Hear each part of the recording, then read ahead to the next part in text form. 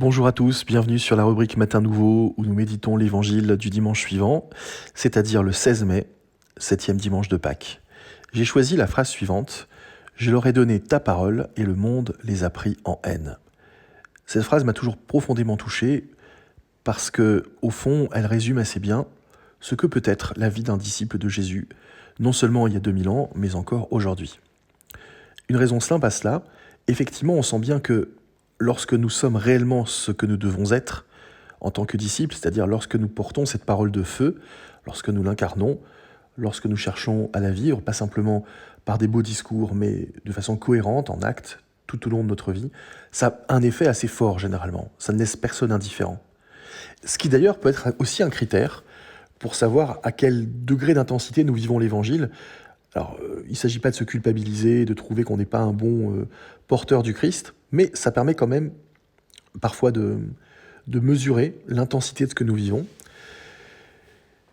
Logiquement, si nous vivons vraiment l'Évangile dans toute cette dimension, ça ne peut pas laisser indifférent, et très souvent ça provoque des réactions assez fortes, soit positives, soit parfois effectivement des contre-réactions, des réactions négatives, parce que cette cohérence, cette force de l'Évangile qui ne vient pas de nous, on n'y est pour rien, simplement on l'apporte, on en est les témoins et on l'incarne, on essaye de l'incarner, ça peut avoir un effet assez puissant, y compris négativement, sur beaucoup de gens.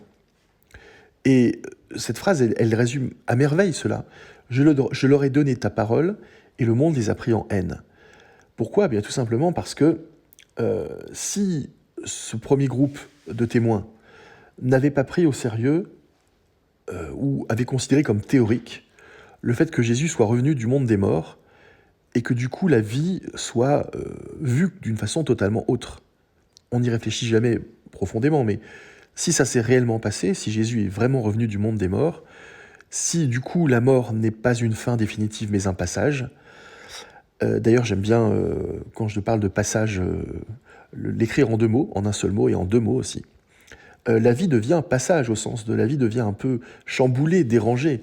Elle sort de ses normes habituelles, elle devient pas sage, elle devient un peu folle au bon sens du terme. Eh bien, lorsque cela est vécu et considéré comme vrai, comme profondément vrai, on devient les signes d'une vie sur Terre qui n'est effectivement qu'un moment, qui n'est pas le tout de l'existence. On devient les signes d'une vie qui nous précède et qui continue après nous.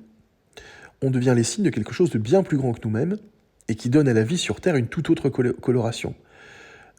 Citoyens du ciel, nous le devenons par compréhension, par grâce, par imprégnation, et si nous commençons à en vivre sur la Terre, ça peut faire turbuler le système. Et il y a quelques exemples tout simples à ça. Je pense à la manière admirable, par exemple, dont l'Église a traversé, enfin s'est emparée d'une coutume qui était très très courante à l'époque, qui était la coutume de l'esclavage. L'Église est née dans un monde où l'esclavage était courant. Alors elle n'a pas pu l'abolir d'une façon radicale, c'était pas possible, elle n'avait pas ce pouvoir.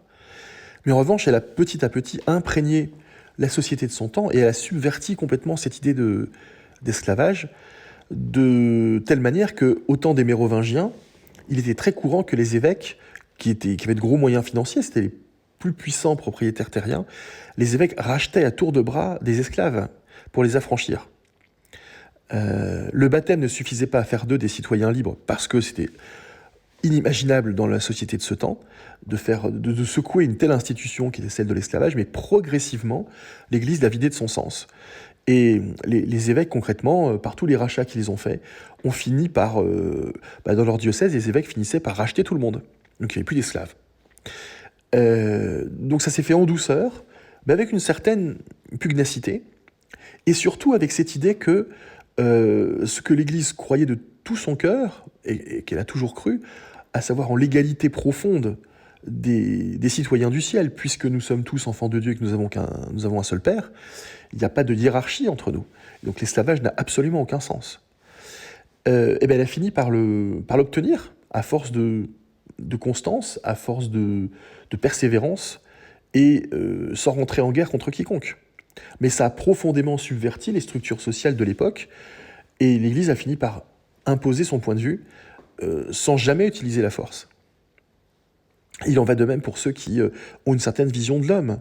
Il est certain que si Jésus est vraiment revenu du royaume des morts, si la mort n'est qu'un passage, si la vie sur terre n'est l'esquisse d'une vie plus grande, un apprentissage du véritable amour dont nous ne connaissons que de très loin encore la profondeur, la hauteur, la grandeur et la puissance, mais nous commençons à l'expérimenter, et surtout nous voyons que nous avons un horizon magnifique d'apprentissage tout au long de notre vie. Si cela est vrai, alors ça a des implications profondes sur notre manière de vivre, de relationner, de considérer les autres. Ça a un certain impact sur notre manière de voir la hiérarchie sociale, de voir l'argent, le pouvoir. Enfin, toutes ces choses qui habituellement sont si importantes dans le monde dans lequel nous vivons deviennent tout à coup extrêmement relatives. Ça ne veut pas dire que ça a disparu, mais ça prend une autre dimension. Et du coup, si nous sommes vraiment porteurs de cette parole vivante, de cette parole de feu, alors forcément, ça commence à faire un peu turbuler le système, parce que nous amenons une autre vision, et elle est si puissante, et au fond, elle est, et c'est ça qui est extraordinaire, elle est ce que secrètement tous les cœurs désirent au plus profond d'eux-mêmes, de n'importe quel être humain. Mais le problème, c'est que tous ne sont pas en phase avec ça. Tous le désirent secrètement, mais tous n'en sont pas conscients, et parfois même vont jusqu'à lutter contre ça. En tout cas, si on finit par en être les porteurs, ça finit autour de nous par avoir un impact réel. On voit bien que les personnes commencent à se positionner autrement, commencent à se confier, commencent à parler un autre langage, même si ça les dérange.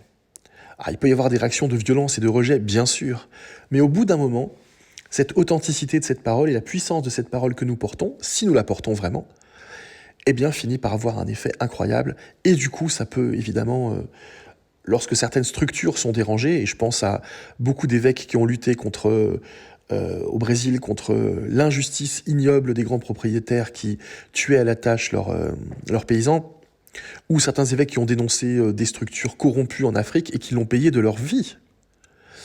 Eh bien, la réaction, face notamment à un système pernicieux, une structure de péché, comme disait le pape Jean-Paul II, eh bien, ça peut avoir un impact finalement extrêmement violent. Le retour peut être terrible.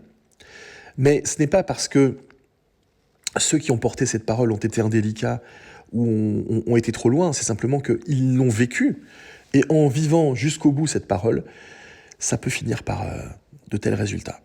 Donc ça, Jésus l'avait bien évidemment déjà entrevu, il l'a vécu lui-même, il l'a incarné lui-même. Et je pense que c'est une source d'encouragement pour ceux qui essayent de vivre leur foi au quotidien et qui, parfois, récoltent en retour sarcasme et rejet.